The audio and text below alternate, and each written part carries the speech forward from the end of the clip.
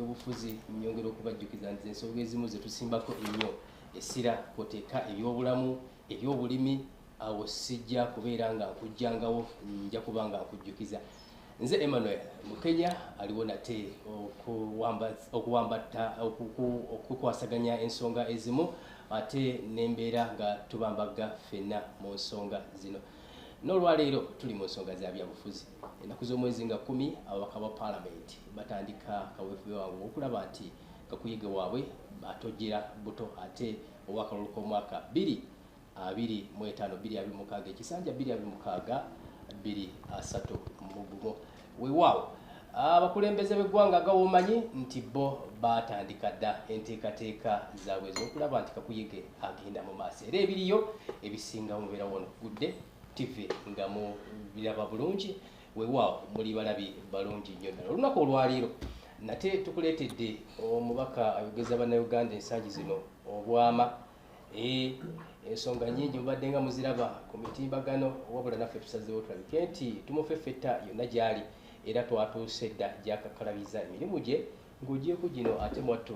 egy'okubeera nti akulembera abana Uganda wetwogerera tuli ne Honorable Abraham Luzzi weewaawo ono yegwanyiza oba ayagala ekifo kya Kampala Central ayagala kufuga wano mu kibuga Kampala ndowooza ebyekyala agamba nedda kasooka enjire nga mbiwummuzaamu azze ku bwannamunigina talina kibiina kyajjiddemu mweteefuteefu okulembera omunnayuganda ensonga zazze nga azirambika wabula n'olwaleero tugenda mumusaba abeeko byatubuulira okusinziirako ebyo bigenda okumubuuzibwa katwolekere butereevu asooka akubuuzeeko ate tugende mu maaso banjisebo tubbi nsanyusa okulaba nange nsanyusa okulaba era mbalamusaako bassebo ne bannyabo bannayuganda abalungi era abalabi ba TV gagadde gugudde nze Abraham Luzzi Gw'osalawo Sala is tall omwana omuto mulungi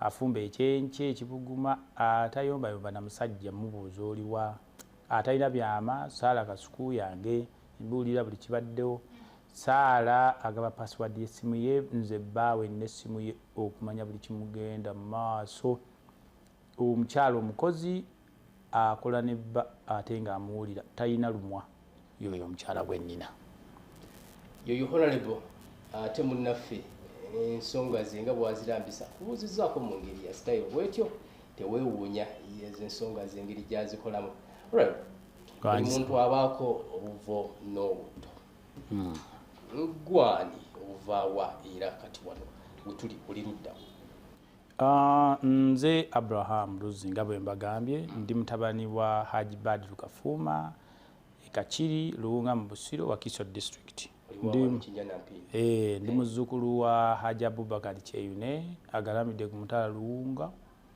ndi muzzukulu wa Gabunga ndi muzzukulu wa Kasinsa ndi muzzukulu wa Galimera nva mu lunyiriri lwa Nakumanyange eddala Mbasingo mutuba gwa Sulaiman Kitogere jjajjange wa Kasolya y'omutaka Sonja ebuli mu Kyaggwe neddira Nkusu akabbiro Namugala bala bwaffe guvuga kyana kya Nkusu kirya kyegiriisa bwekigwa wansi tekidda waggulu njagala nnyo kabaka wange bwaligwa wendigwa ali mukabya maziga ndi mukabya musaayi ali mukasukira embazzi ndi Gigaaya ku ludda olwa nnyabo ndi mutabani wa Adija Nantaba agalamidde ku Mutala Kibanga ebukandula Gomba era ndi muzzukulu wa Walusimbi ebaka Busiro galinye abefumbe mu namba buza nfukamidde era omuwala ng'oli eyo ligita sikulaba sikutunulako obeera maama ate abasajja babeera bakojja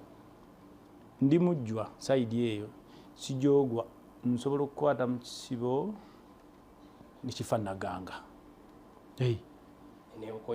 yes nazaalibwa Mityana eyo yewali bukojja bwange ne bwe nabakyawa temwandabawo naye nga nabbi bwataba kitiibwa na gye bamuzaala nange nabalikawo nenzira e Kampala era ndi musajja mukozi ndi best one locally and internationally ndi best mawanga nga America, Canada, China, South Africa, Bungereza ne Dubai namawanga abalala nga nno yonna nina byenkolayo mu Uganda wano ndi mulimi mukuukutivu wa kasooli era nimira Kyankwanzi ne Nakaseke nimisa tractor enkumbi erimba ojja girimisa oboya bukuggo ku ntumbo mere mbalabe toyina kyojja kungula kimala ensi ekuze oyinza obuza tractor zirido government ya mwina tractor kuli district ka budget gye kali bakateekayo ogula buguzi mafuta negenda ekulimira tractor eri mayeka 10 edde akati bino byokulimisa abasibe ne bakolima ne babera kulinga beyagula n'okolima nedda toyina magoba gogenda kukola ndi mu forex nga bwolaba wano ndi mu tours and travel tutambuza abantu locally and internationally mu kiseera kyekimu tuli mu logistics and transport tuli mu kutambuza ebyamaguzi tuyina sino trucks tuyina ebirole bitambuza emmere kuva wano n'emitala w'amayanja tuli mu clearing and forwarding tuli mu kusima ebyobugagga by'omu ttaka omuli zaabu amayinja ag'omuwendo omusenyu ne kwale kyova tubagaba na Uganda temanyi bulungi buli mu nsi yammwe ne muddawo Museveni okola ki mulye ku nsi yammwe mukakkane mubuuze muyina kukikola mutya ensi yammwe nnungi ebulamu ebintu bitono nnyo bye tulaba mu bukulembeze bitwagala okubaako nga tutusaamu mu kifo ky'okunenya n'okuvumaavuma abo abaliwo tugamba tuzze tubalage nti tusobola kuba ebyaddala mukaddiye kati abaana abalungi bajja ne babalaga obuvumu n'obusobozi obukwatirako ebyo bye mukoze tubizimbireko eggwanga lyaffe ligende mu maaso emirimu oyogedde mingi olukangaga lwajo lubadde luwanvu ddala lukalala kyokka mujjo nina omulimu gwe siwuliddeemu mabegakawo gye twakulabanga police fc bagamba nti obukulembeze bwayo bwandibanga bwagaana abakulu abamu kubakulira ne bakukwata ku nkoona ne bakugjayo kyesibadde sibagambye ndi munabyamizannyo era omuntu ayagala ennyo omupiira era abadde agusapootinga Uganda Cranes nze yagulanga goal million 10 era abo bazannyi mulembe gwa Dennis Onyango Tony Mawejje n'abalala ne bazannya na bulungi nnyo ne tugenda mu Africa Cup for the very first time. I'm a motivator.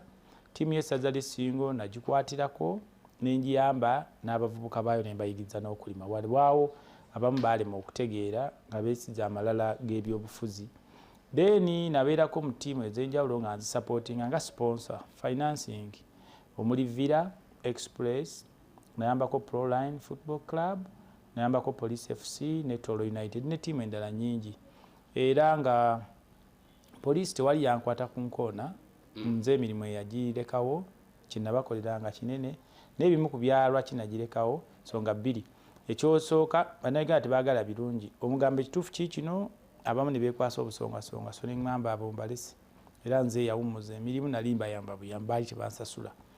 Ekyokubiri nali nguze kiraabu eyange mu kiseera ekyo gye bayita Tolo United. Naye mba tutandise okugiteekateeka egende ku mutindo naddala bannayuganda batereka skills kuzannya omupiira ogw'obuvunaanyizibwa. Abantu abamu ab'omutima omubi mu kwagala okukompitinga unfairly ate ne bagamba mbu nina emivuyo gye neenyigiramu ne bantya kye ndowooza nti nga balowooza nali ngenda kwesimbawo oba kubafuufa wa president kye balowooza. Era nkakasa nti okusalawo kwabwe nti ng'ogw'omupiira kyafiiriza bannayuganda nali sirina kyenfunamu nnyo wabula nali njagala omupiira ng'omuntu. Era I made an appeal about that decision and I believe a verdict will be made sometime to come. Yeah. Okay. Lwaki olabikanga ow'enjawulo bwe kituuka naddala ku byobufuzi engeri gy'obirabamu? Ekisooka I was born a winner era nze ndi mukulembeze naturally. Ekisooka nkimanyi nnina okuba self-reliant nga nina kyenkola. So that bwe njogera ekintu nkyogera perspective ya reality and achievable situation. Bannayuganda lwaki bakyalemedde mu mbeera gye balimu? Kuba they don't get realistic avenues oba ideas okwejja mu buzibu. Babalimbalimba bulimbirimbi. Abakulembeze be tulina abasinga balimbalimba bulimbirimbi bantu nga balina kye babaagaza. Me I'm not like that. So nze nkubulira ekintu oba onyiize n'okireka. Bw'oba toyagala kukola n'obireka. Me I believe in working and having those ideas that benefit people. I don't care how you take it. It's up to you to take it or leave it. Yeah. Totya abantu okunyigira. Nga bwe nabatya n'enfuna ki? Nze sisasulwa, nze sisabiriza seewola.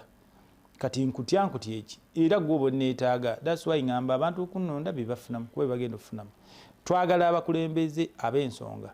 Bwe mbagamba nti ngenda kubeerera bannayuganda omuntu agenda okuyimiriza obubbi n'okulwanagana n'okubalaga buli munnayuganda bwe bababonyaabonyeza ne lwaki muli baavu. Ekyo ani agenda okufunamu. Kuba ebyaddala katriki katono nnyo ne bannayuganda tebakimanyi, and it is workable. Era tugenda kukikola. Oba oyagala oba toyagala kuba tukooye. Ate ekinsanyiza nti bannayuganda nabo bazuukuse. Baagala kati ebintu ebituufu. Baagala mazima buli munnayuganda ayagala okukola. Ne environment, conducive environment y'okukola yekyagaanye ng'ate kitagamu obuntu butono. Tugenda leeta amateeka agakoma ku bubbi bw'essente z'abannayuganda abazibba. Ngenda kubabalagawo obubbi butandike dda mu budgeting and planning committees. Then ne corruption okubeera ng'otwala ettooke ly'abannayuganda mu different lugezigezi. Abantu bangi babadde tebakimanyi Uganda weefiirirwa ssente twagibalazeewo mu ngenderere mu bugenderevu bigenda kukoma. Naye okulwanyisa obubbi kitandika naawe kitandika nange. Buli munnayuganda mubbi. Gwandaba abantu ababba ssente za Uganda baganda bammwe, anko bammwe, bataata bammwe, bamaama bammwe. Tugamba ki nti buli omu agenda kukosebwa mu kuyimiriza obubbi. Kuba buli muntu mubbi waali kimala tuzimbe eggwanga eppya. Yes. Ebiruubirirwa byo ky'okusingira ddala by'osimbyeko essira wano mu kibuga Kampala we weesibye. Ekisooka ebiruma bannakampala bye biruma bannayuganda. Era ebizibu ebiri mu Uganda bireeteddwa okuviira ddala mu paalamenti. Abantu batera okukola ensobi ne balowooza nti pulezidenti obaani. Ebizibu bibiri era bannayuganda n'ebireese obuzibu ne service delivery okubanga teriiwo. Ekisooka be babbi mmwe bataata bammwe baganda bammwe be babbi. Sente government esobola ziteekateeka buli kimu naye abo babiteekateeka ate be babbi ne babibba. Tugenda kukomya obubbi, tugenda leeta akalabba. Kyentandikirako leeta etteeka ly'akalabba ku buli muntu yenna abbye ssente z'abannayuganda. Ku bubbi, corruption and embezzling or siphoning Uganda's money. Si kazibu, tugenda leeta etteeka. We don't care. We should germinate laws. We should architect laws that are fit for the problems of our country. That colonial sympathy should end. We are saying it begins with us. We are saying we are modeling new laws. We don't care how people will take it as long as it is serving interests of our people. Corruption is the only thing swindling government's money to stay in hands of very few people. Exorbitant, luxurious expenditures within the recurrent expenditure in government budgets. That should end. We should focus more on development expenditure that really benefit our country. That's it. Abantu tebalowooze nti okomezzaawo enkola y'okutirimbula abannayuganda mu ngeri mu lukwesu lw'akalabba. Buli mubbi yenna njagala akkirize tugikomezzaawo kuba esevinga bannayuganda. Buli awulira kooyo obubbi bwa bannayuganda bakaano baffe naye nja mukimanyi tugiramu baganda bammwe mikwano gyammwe bataata bammwe kuba be babbi. Buli akkiriza nti obubbi bukomye buli omu kyobbye komaawo. Etteeka okutandika nga nyingidde paalamenti ngenda kukozesa obukodyo 99 okuleeta etteeka lino obubbi bukome bannayuganda bafune empeereza ennungi ekimala. Okugenda ku floor ya paalamenti, sipiika wa paalamenti yakulonda naye obuvumu bw'oyogeza bulaga nti ojja kubeera olondibwa buli kaseera singa onamibwa omuzindaalo okutuusa eddoboozi eri bannayuganda. The issues I am trying to raise, they are not only for myself or personal benefit. They are in the interest and obligation of every Ugandan. The speaker is one of the most bright women that we have in this country. And I don't think she's poor enough not to see what is good for her children and children's children, and even from where she comes from. She's given a lot of people a chance for people to air out what is good. Even if it's not me, I will sell these ideas to any person that can bring the same bill, as long as it has a very good implication after obtaining certificate of no financial implication on the government or planning.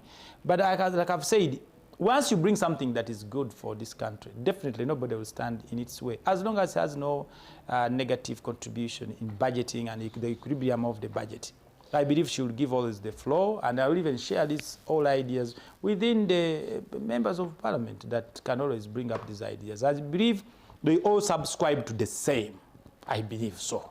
Oluzungu ofuuwa lungi abalabi bange ogenda babuza njagala tukome wano olulimi lwaffe olwawano abalabi bo be baki mulekerawo kulowooza nti abalabi bo abantu ekyo kintu kikome abantu okulowooza nti waliwo abalabi bo balabi ab'oluzungu bo si balabi bo abantu mubuuze translate abamu nkoze video genda ku YouTube oba ku media zonna my social media handles ez'Oluganda Oluganda abantu bayogera nnyo bakayana nnyo Oluganda nno ndi muyizi wa Luganda nno Muganda matofu ate gwe oli mukoddomi wawe walibadde onkwata bulungi walibadde onkwata bulungi muko tugenda mpola mpola nakola olulimi Oluganda era ebimu ku proposal bill zengenda okuleeta akakajanja k'Abannayuganda ke bayina kakendeere olulimi lwonna bwe luba luweza abantu miliyoni 5 lubeere nga naluteesa ne mu parliament yes tugenda leeta ekiteeso Oluganda lulina okuteesa kuba luyogerwa abantu bayitirivu nyinza okusonga okunnemu okuleeta mu luzungu ninjiyita mu Luganda mtugyeko akajanja ebyo busimanya luzungu Luswahili kale mtu kako Luswahili machazi naongea Swahili mimi naweza hata kuongea na kufundisha Swahili na ye Oluganda tuluze bwe Lusoga lulina abantu milioni 5 mtu asobola okwogera mu Lusoga bwe Lunyankole it is okay to have as much as many languages there should be a translator. If the speaker doesn't speak Luganda or Lunyankole, they can translate. Those should be gazetted as national languages. Yes, English has a unifying factor, but you should also promote our languages. That's it. Okay. Nzako tuteye. Hey, anti mukulembeze ebintu bingi ebyokutereza. Okuvaako wayi. Yeah. Tukulabye emirimu giri gy'olambuludde busuubuzi oli mu byabulimi n'ebirala ebiringa ebyo.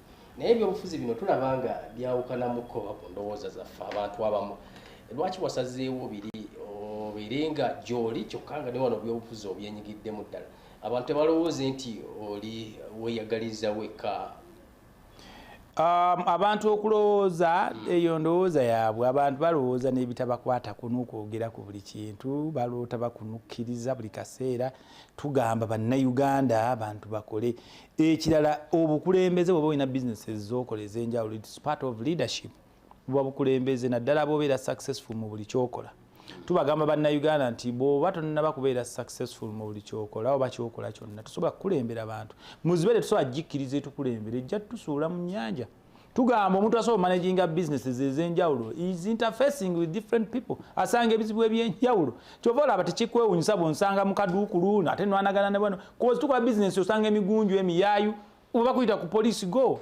present yourself if you're innocent the law should apply and then you leave. So nze nsaanidde okukulembera cause I interface oba nkolagana n'abantu ab'enjawulo mu capacities ez'enjawulo tewali kyesitamanyi business teziddirira emabega bw'oneenyigira ennyo mu byobufuzi omuntu asobola okwasaganya ebintu bino byonna by'oyogera nga n'ebyobufuzi mwatadde abamu babyekengerera ddala nti mali yange ejja kugenda nonyiigirira ebintu ebyo obukulembeze kubeera kwewaayo nakwerekereza bw'ojja ebyaddala ng'ozze tolina kyeweeyagaliza oba ozze kuweereza bannayuganda kyova olaba nga nkugamba nti olina okuba nga tozze kufuna mulimu kufuna mmotoka kuweebwa nnyumba kutambulako no tujjukiza bannayuganda obukulembeze oba ozze tukolera kutuweereza nga weewaddeyo ng'oyagadde era kyova twesimbawo mulonde oyo asobola bwe mulaba tasobola temumulonda era ekibalaga nti bwe mulonze amagezi geego byebyo bye mulaba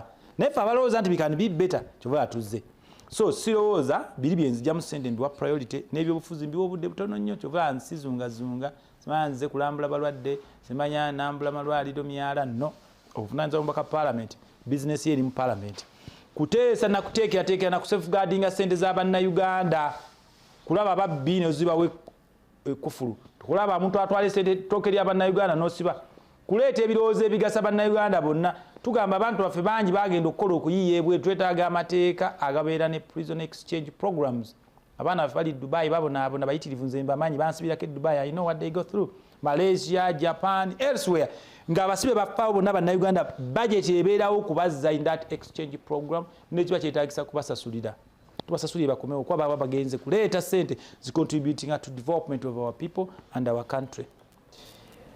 Nze mwennyini kwoteeka n'abantu abali ebweru abakulaba twandigambye nti ensonga ze zisinga zirimu eggumba ebbanga lino lyonna obadde okola ki okulaba bino byonna nguzi biki by'okoonyeeko nga bigenda mu maaso byagala okujja mbaddewo era tugamba nti abamanyi bwe musirika muba babulabe nnyo eri mmwe bennyini n'abantu ababeetoolodde oba n'eggwanga ne mukulemberwa abantu abatasaanidde ffenna ne batubbika naye tugamba nti gwe buvunaanyizibwa bw'omuntu yenna munnayuganda ayina obusobozi ng'alabye ekintu ekirina okukolebwa mu kusinga nga bwe kiri aveeyo so twagezaako era navaayo ko ne neesimbawo emityana naye ebyaddala olw'okuba abantu b'ekyalo entegeera yaabwe endala ebintu byange tebaabitegeera era ninga nange nabaleka ab'ekyalo bakulembere bannakyalo bannaabwe nenzijja mu kibuga byonna byenjogera ebyo byonna nga tebabiraba be basinga okuba obubi naye bakonsideringa ebintu ebitono nnyo okuziika nti omubaka wa paalamenti abeera aziika nze mba namusse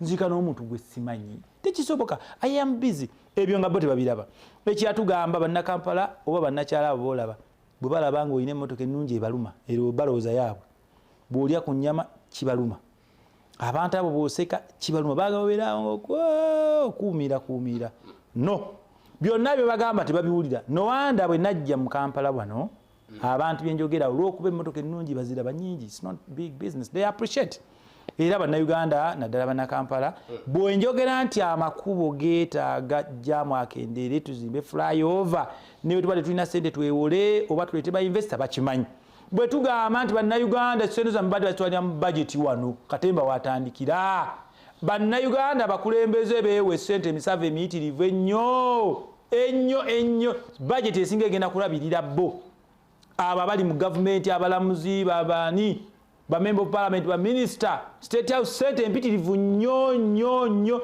ebajeti esinga egenda kubalabirira ne bekusa ne bazimba embuto ne balala pressure ne bafa be basinga otwala ssente z'abannayuganda wembalagira awo buli omu munnayuganda akiraba naddala kati nga mu city wano ate civilization starts from the city ne spreading bano abantu b'omu kibuga be babulira ab'omukyalo era bali mu kubagamba mwasubwa you lost a very good brilliant or a politician bannakampala bandi banga bakutegedde yes very buli munnayuganda nga oli mu Kampala ng'olaba amakubo tubeera mu jaamu n'okwama okumala essaawa nnamba n'oŋŋamba okuva e Malaba okutuuka e Kampala okutuuka emukono wokka paka Kampala kya bbeeyi olwawo nnyo okusinga eyavudde eri ani atakoye kaguudo ako waliwo twalibadde ne netiwaka y'enguudo ne leerwe ne byanguwa twalibadde ne national insurance policy health policy nga buli munnayuganda oba bubeezi na kaadi buli mwaka osasula emitwalo oba 2 oba 10 oba 5 oba 5 n'ogenda n'ofuna obujjanjabi ne bweba miliyoni 13 biki ideas zino zino mbadde temuziina naye bannakampala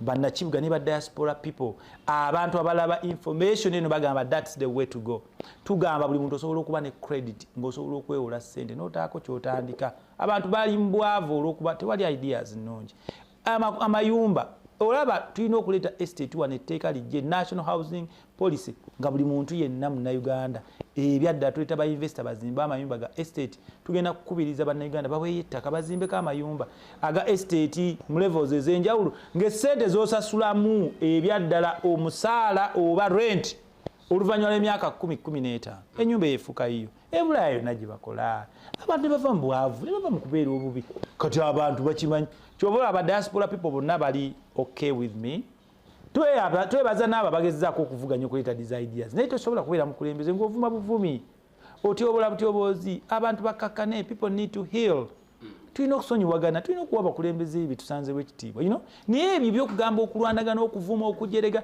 kyova olabanga ebyaddala tewali kituukiddwako abantu bapikinze message of hope message of liberation message ey'okudda okweddaabulwa n'okudda eri Katonda kyovulanga bannayuganda bangi nnyo naddala bannakampala bakifolowinga bulungi okonye ku jaamu w'e Kampala gavumenti wetwogerera etaddewo KCCA etaddewo enteekateeka y'ebitaala kati olaba buli wamu kibuga weebiri zezimu ku nteekateeka kaweffe gwetaddewo okulaba nti jaamu agwa mu kibuga ekireese jaamu sinakubula bitaala wabula nga bwe twagambye nti twebaza gavumenti eno byekozeeko fe abalowooza nti bisobola okuba beta kyekituleese there are better avenues n'ebiruma bannayuganda mu terms of jam n'enguudo bajeti y'enguudo ntono okitegedde tulina ogyongerako then neeyo entono bagibba nnyo ne bakuwa oluguudo lwa kilomita 3 n'okolako bweti thickness bweti buli alya ssente ya government via projects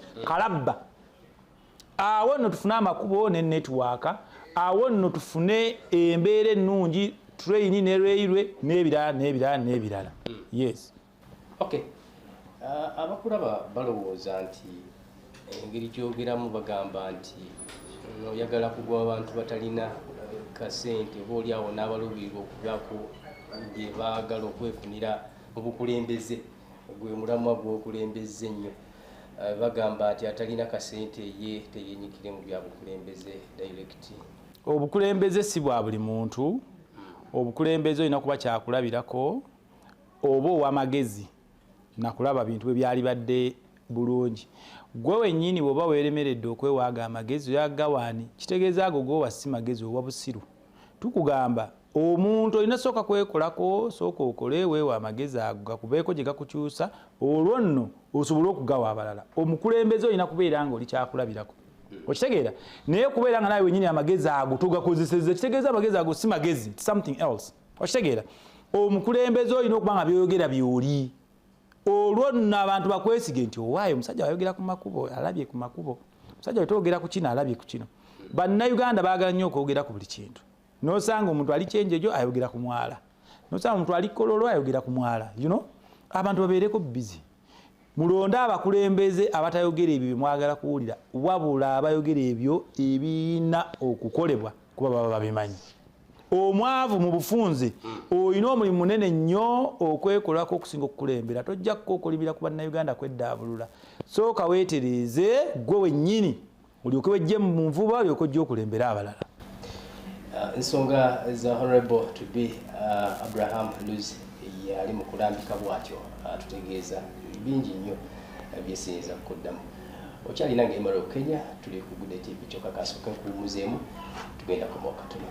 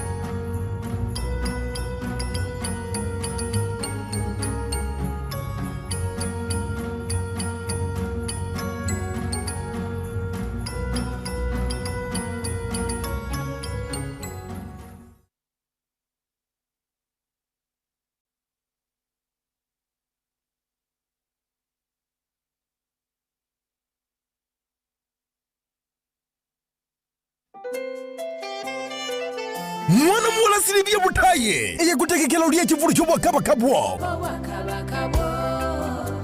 kakati wunalese wootulo otukuvu Yesu live concert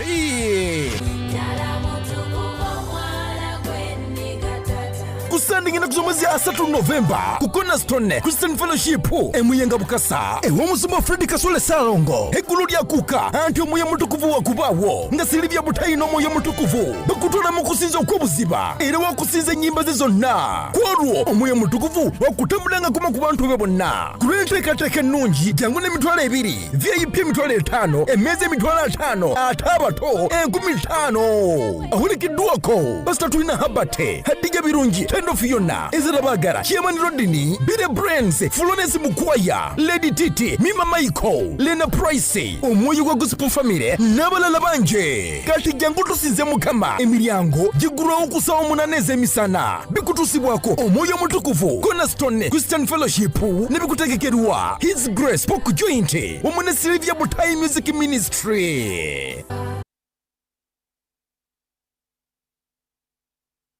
Life is a race, not against others, but for a purpose greater than yourself.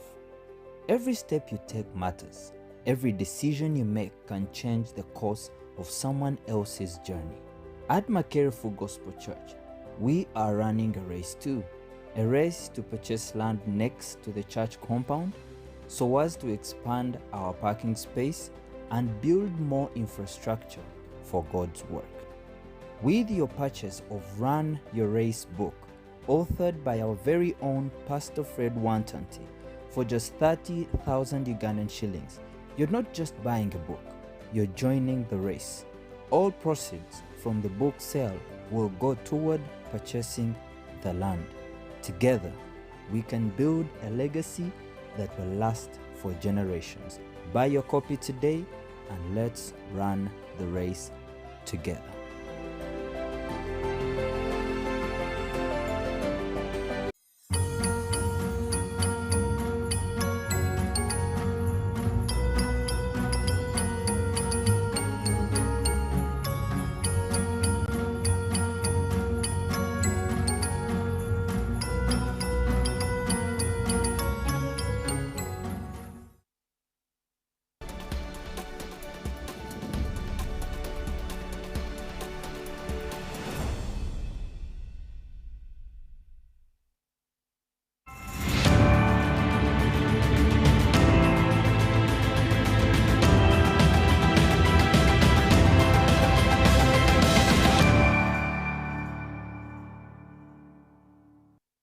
Well, tukomye obutereevu tuli ku Good TV ensonga za ggwanga ze tuli mu kwogerako obukulembeze abeesimbyewo bangi nnyo ddala wakati wano mu kibuga oteeka ne mu byalo eyo gye tuwangalira bannaffe mwebali nnyo mwebalire ddala muli balabe balungi okyali nange Emmanuel Kenya tuli mu kweyongerayo ne omukulu ali mu kutunnyonnyola ensonga nga ye bwaziraba weewaawo twagala otulazeeko ebitonotono ebiriwo byolabanga bye bikyasinze okumenya ekibuga Kampala ng'ebibuga biki twagala tugiyite manifesto eyo gye wataddeko nnyo essira biki byoyagala okulaba kuba bw'oyogera enguudo waliyo oli atakiraba nga ekyagundi ekyenkizo ennyo kati bwe bakulonda ng'omubaka wa Parliament obeera ne vision ennene okusinga just akatunduko bwe tuba baba bakulonze okubeera omubaka wa Parliament oba omubaka wa Uganda yonna obuvunaanyizibwa omubaka wa Parliament kuteekerateekera ggwanga kuyisa budget na kulaba nti ddala buli kintu we bakitadde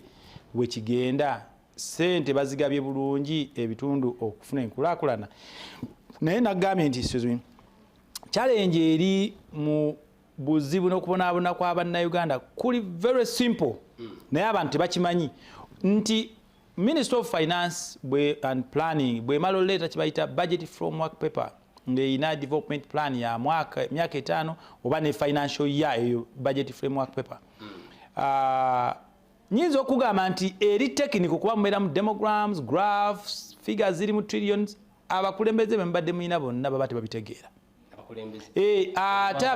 bonna kati ate abakola biri ebintu baba bagezi bamanyi nozizikamu we babbira ssente mwenna nga temubirabo kati bagamba mubadde mwebase abakulembeze baffe tubadde tulina ba myaka ameka abantu banoonya mirimu otuuka eri wa senior 60 oba nze amwe reformist kitegeeza omuntu azze okutunuulira oba atunuulira mu ebyo n'abaako byayagala okukyusaamu sinza kugamba nti buli kimu kibi I respect abo balina kye bakoze twagala kutereeza ebyo byennyini there is a better way era awo nkugamba nti ebimu ku bisaanyizo byenjagala oba reforms ze twagala omukulembeze alina okuba nga wa degree and above era n'ebirala bye mbadde njogerako yes oyo nonsense kuba tosobodde to understand graphs tosobola ku understandinga kye tuyita economics graphs n'ebirala projections omuntu wa senior 6 aba simply just mediocre and a time waster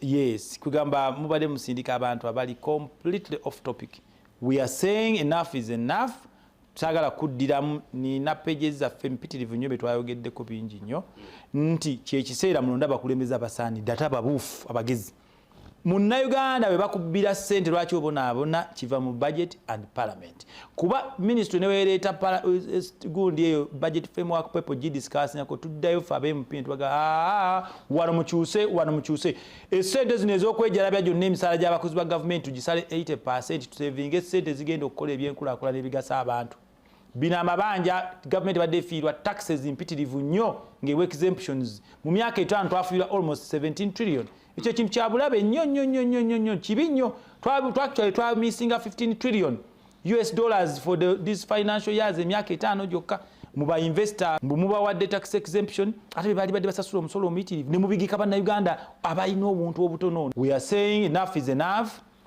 basako otera okuwulira zisako Tewali Munnayuganda yali agambiddwa tosasula interest. Kate bassako mwabajjako omusolo.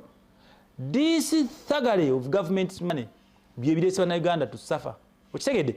Ekyano oil and gas mining contracts abantu atefe tubawa ssente n'oli ab'MP tebabajjako ssente omusolo ku allowances n'oli omusomesa afuna emitwalo 4 ate bamujjako omusolo. Bano bafuna millions of money ne batasasula omusolo. Judicial officers buli Munnayuganda alina osasula omusolo irrespective of your status. That imbalance must stop and it ends today. Some of you have been beneficiary of this thuggery. Everybody should sign up and say enough is enough. Let's set the equilibrium for all Ugandans to enjoy their country. Waliwo ensonga ennaku zino eyabaluseewo mu kibuga Kampala y'amazzi gayingiridde abasuubuzi. Mwe aba Kampala abagenda okukiikirira ekibuga mwe bamu ku be bataddeko amaaso abagenda oba oliawo okubayamba mu nsonga zaabwe nga compensations oba okuliyirirwa okw'enjawulo. Onaasobola okutuukiriza ekintu kino bwe banaakwesika? Nzize nkyogera lunye Bannayuganda tebali bize boogera ku buli kintu ne balandukira ne ku buntu obutono. Ebintu ebiruma Uganda kaala katono nnyo kamalirako nnyo obudde. N'osanga omuntu abeera Kololo n'ayogera ku mwala. Omwala ogumanyi nnyo. N'oli omuntu ali Kyenjojo amala obudde ayogera ku mwala. Bannayuganda bayige okuba bize. Eyo ensonga y'omwala tugirekere gavumenti. Bulijjo gavumenti etugamba n'ebirala n'ebitundu ebirala n'ensonga ez'enjawulo nti eyina ministry namba eya disaster preparedness. Kitegeera bulijjo tubawulira nga badduma bagenda buddude eyo gye tutali kati kyekiseera bw'okiri wano we tulaba bulijjo mutwale ssente gye tutalaba mujje mangu mulete ssente mulirire abasuubuzi emirimu gitambule. That's all. Insurance omuwala oyo omukakasa ababadde bazimba guli insured. Basasula abantu. Let's not waste time. That's a very, very minute and trivial matter to be discussed by errant people. Let's not waste time much on that. Yeah. Ate era ne hamu ayambibwe Munnayuganda okuleeta ssente ze na investinga. Omusajja ateekamu ssente ne mu stressinga buli kaseera. Bannayuganda temusiima. Bannayuganda bakuseka majja basekera oyo basanyukira oyo atuludde naye funamu ekizibu kyekiseera Bannayuganda tuyiga okwagalana ate n'okuyambagana. Mulekerawo omutima omubi.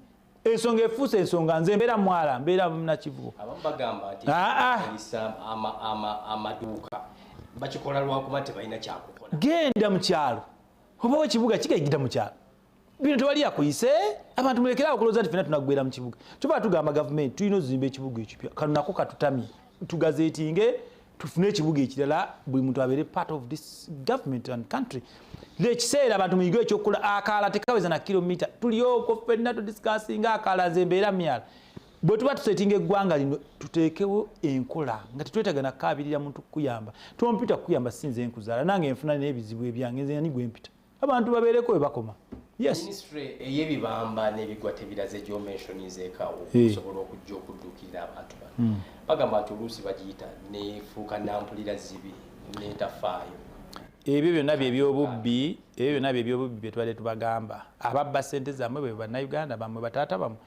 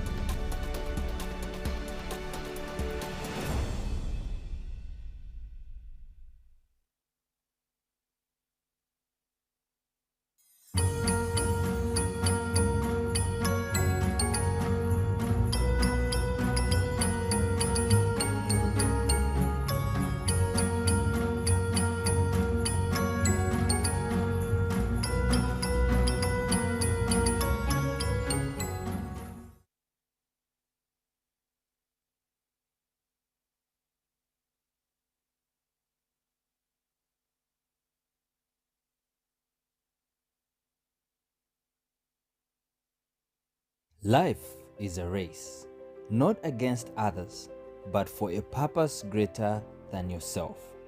Every step you take matters. Every decision you make can change the course of someone else's journey. At Makere Full Gospel Church, we are running a race too.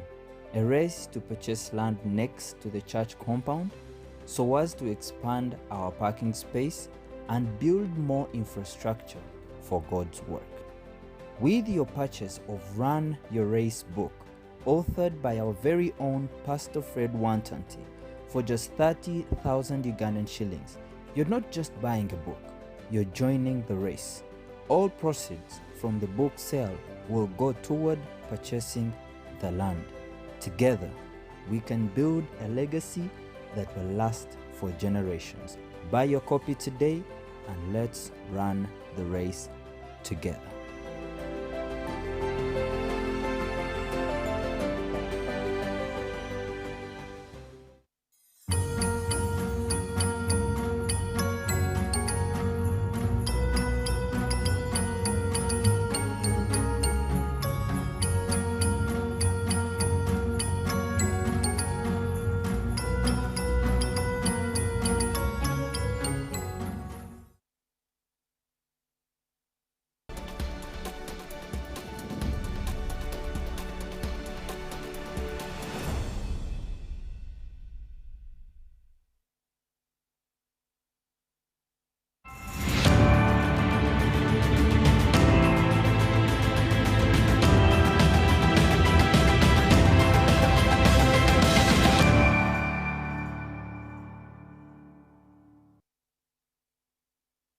Manyi nnyo n'oli omuntu ali kyenjojo amala obudde ayogera ku mwala bannayuganda bayige okuba bize eyo ensonga y'omwala tugirekere gavumenti bulijjo gavumenti etugamba n'ebirala n'ebitundu ebirala n'ensonga ez'enjawulo nti erina ministry namba eya disaster preparedness kitegeera tujje bulijjo tubawulira nga badduma bagenda buddude eyo gye tutali kati kyekiseera wekiri wano wetulaba bulijjo mutwale ssente gye tutalaba mujje mangu mulete ssente mulirire abasuubuzi emirimu gitambule that's all insurance omuwala oyo mukakasa ababadde bazimba guli insured wasasula abantu. Let's not waste time. That's a very, very minute and trivial matter to be discussed by errant people.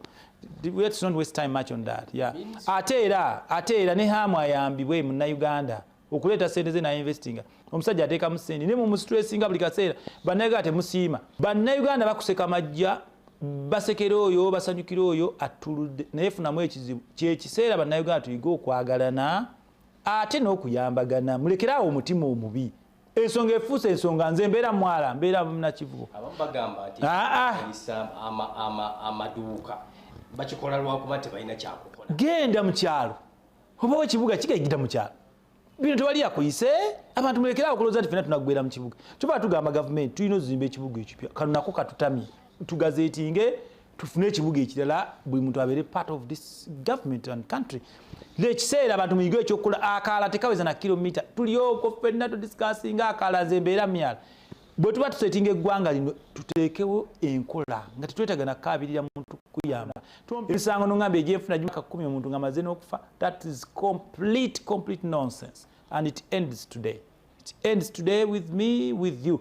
Tugenda leeta amateeka ng'omulamuzi tokkirizibwa kumala musango myezi 3 okola ekiro niwabaawo omulala akola emisana paka bannayuganda banafuna obwenkanya ekyo atugenda kukebera bannayuganda bonna emitwe na buli muntu mukulembeza alina okukeberebwa omutwe. Abantu bangi nnyo balina ekirungo kye bayita cortisone kikwata ku bwongo abantu ne bafuna condition oba obulwadde bw'omutwe bwe bayita hypopensity to anger. Hypopensity to anger ereetera omuntu okukola ebintu ebitali bya bulijjo. Mu nsi ezaakula omuntu bamusuula ng'akoze omusango ng'alina ekirungo ekyo tebamuvunaana. Tugenda reviewing emisango mingi nnyo abantu bali mu makomera babasalira gwa kufa life imprisonment. As long as tebakebera mutwe you are supposed to be set free. Ebyadda tulina abatukulembera nga batabufu ba mitwe nga tulowooza nti balamu. Buli luvannyuma lwa myezi 6 omuntu balina omukebera. Tukulembera abantu nga batabufu ba mitwe naye temukimanyi. Teri mu Uganda teri muntu ategeera ebyaddala ayinza kukwata kambe n'afumita munne n'amutta aba aliko ekikyamu okitegeera. Teri muntu ajjayo mundu nakuba abantu n'abakuba n'abatta tekisoboka omuntu ategeera obulungi. Teri mu Uganda ategeera ng'osobola okukwata ettooke ly'abannayuganda billions of money ne weezibika essente ezo omwaka guno n'omulala obaako ekikyamu ku mutwe tukukebera ssente zaffe n'ozizza. Bwe tukuzuula nti oli mulamu bulungi okakasa nga wabba bubbi tukutuge. Reforms zoyagala ng'akakali okuteekawo mu Uganda twatuuseewo. Yes, bannayuganda abakooye ekimala tugamba kyekiseera buli omu situkiremu bino si byabiina byabufuzi twagoba bikala n'obubiina bw'obufuzi mu nsonga ezigasa bannayuganda wenkubiza bannabibiina mwenna okusitukiramu nga totunuulidde ekkala ku luno londa busobozi ebyaddala ebikulyetingiseewo n'obukambwe n'abo ababanja obukulembeze obw'enjawulo yembeera y'okuba nti muzannyira mu nsonga ezigasa bannayuganda twetaaga ffenna tunyolerwa wamu tulekerawo embeera ey'okuvuma kujereegerera awamu n'okubanga tetwewa kitiibwa bwe tuba tulwana olutalo lwa bannayuganda si lwa bibiina nze kyova ndi independent I call upon all political parties and actors to join hands and say enough is enough at the verge of corruption. Corruption and swindling or taking Uganda's money is the biggest problem for our ill development. Enough is enough. Many of you are beneficiaries to this thuggery and these criminal acts. You are going to be affected, but shame upon you. Enough is enough.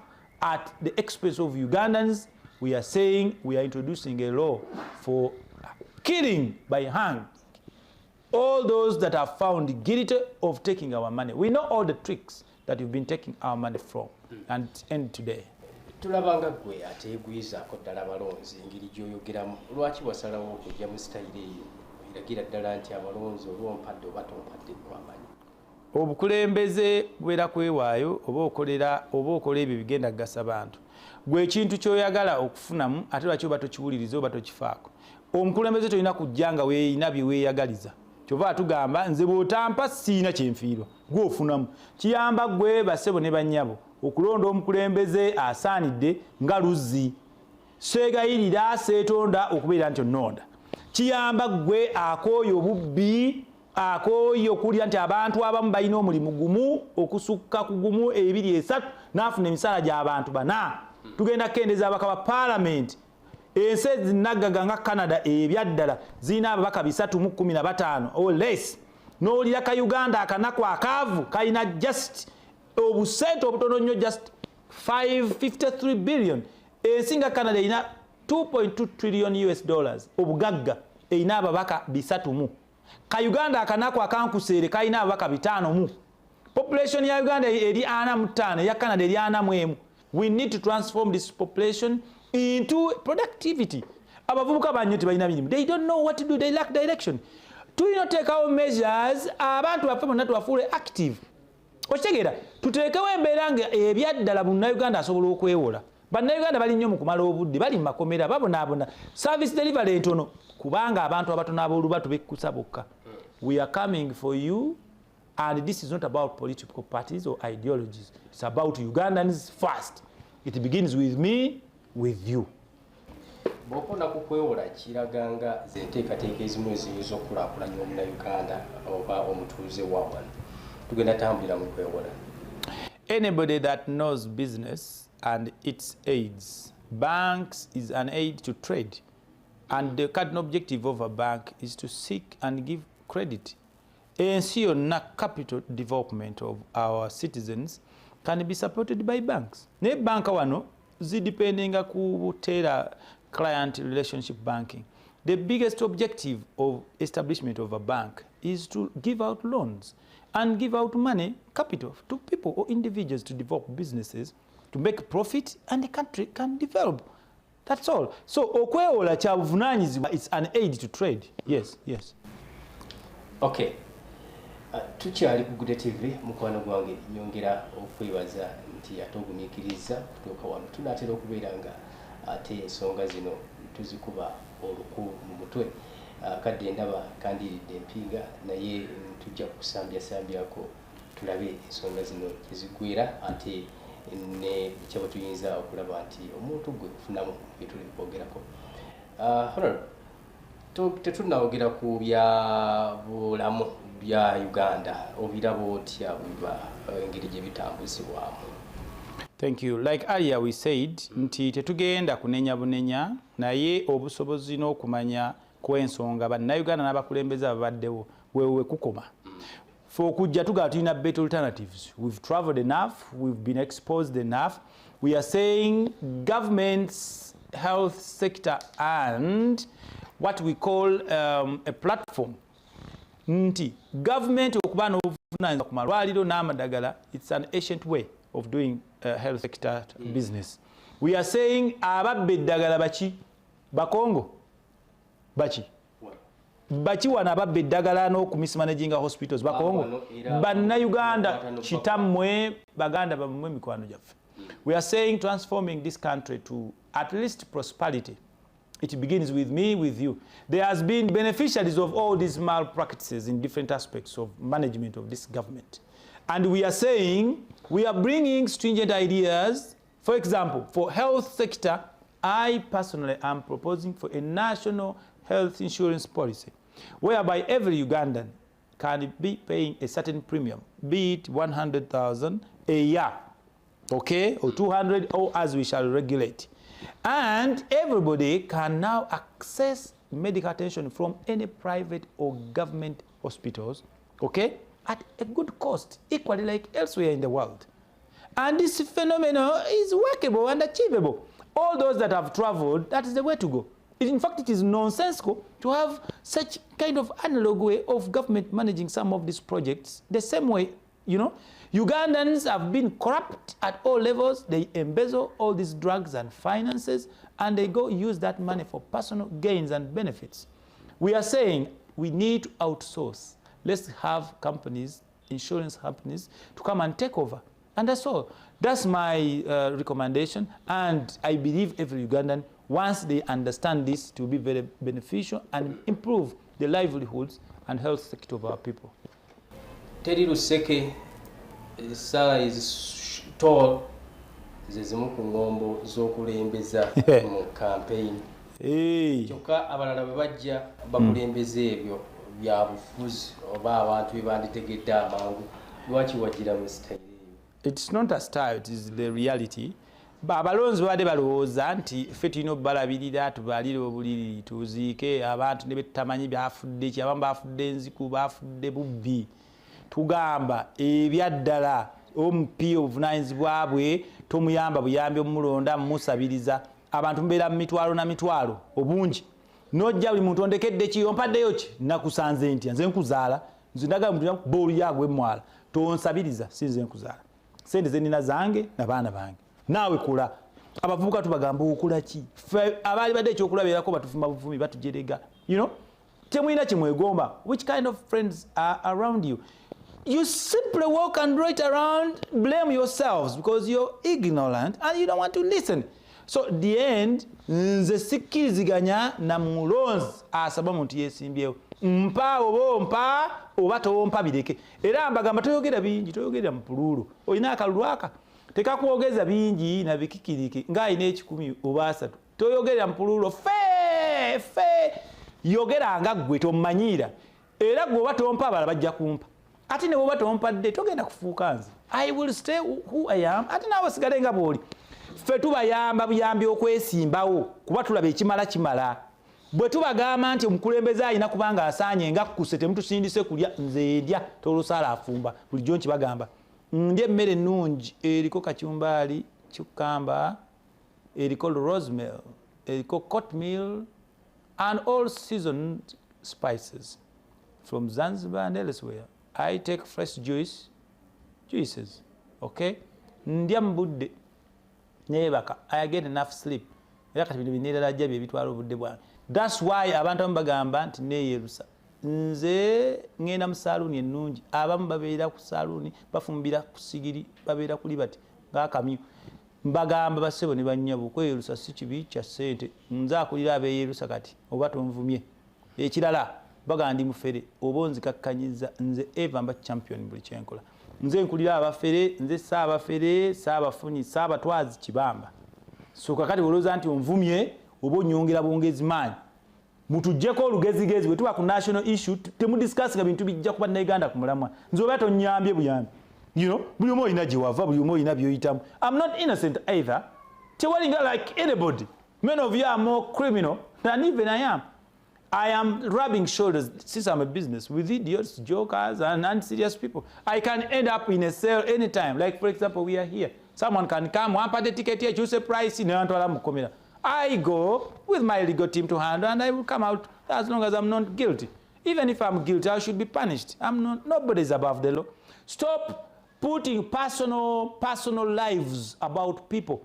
fo okujja okwesimbawo si lutalo kyova nsikkiriziganya na kuvuma benneesimbyewo nabo abalonzi musalewo bwe mulaba nga sisaanye nga nzira ebbali nga twatolosaala nga bad drive tugera tulima we are so busy ffe tubayamba buyambi okwesimbawo omukulembeze kyova olaba njagala ebyo benefits byonna ebadde birowoozesa abantu nti mujja kuzungirazungira ku bannayuganda okubeera nga munoonya mirimu n'okweyagaliza bikendeerere ddala ate abo bonna bafunye emirimu egyo basaavinge bannayuganda first. Okay. Mu ndabayo ey'ebintu tulina oludda oluvuganya gavumenti oluggumidde obulungi. Ani again nti luggumidde? That's your opinion.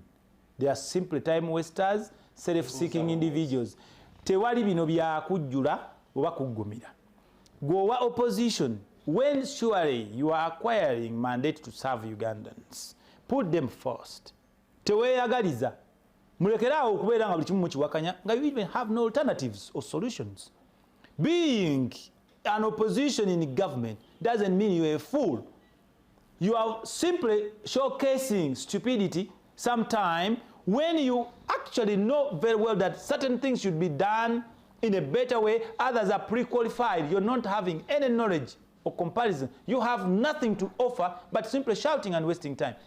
Equally, people from the NRM government, who told you that when you're passing laws, they are in the interests of the president, even when they are unrealistic? That's nonsense. When you are passing laws, should be for yourselves, your children, and the future generation. You should advise the president. You should advise all your voters rightly so that we have citizens that are responsible. Nobody is going to live on this earth forever. We are setting up at least a community where we believe we can leave our children's and children's children to be in a safe and a prepared society. Njagala kwerekereza obako obusembayo eri bannayuganda naddala nga twolekera akalulu 225 ekisanja ekiddako 231. Obubaka obusembayo bwe njagaliza bannayuganda mwenna, this time around is time to rise up. Ng'okola ekituufu. Togoberera kibiina, togoberera kala. Ebiruma bannayuganda tebiina kuleetebwa kibiina na ndowooza yaakyo. Omuntu ng'asaanidde nga NRM tiikinga. Omuntu nga opposition oba NUP n'ebibiina ebirala ng'asaanidde tiikinga. Bwe olaba nga mugunju nkusaba togulonda. This time round for Kampala Central, I believe I'm the best candidate who has been tested and with all the benefits of what a leader should really possess.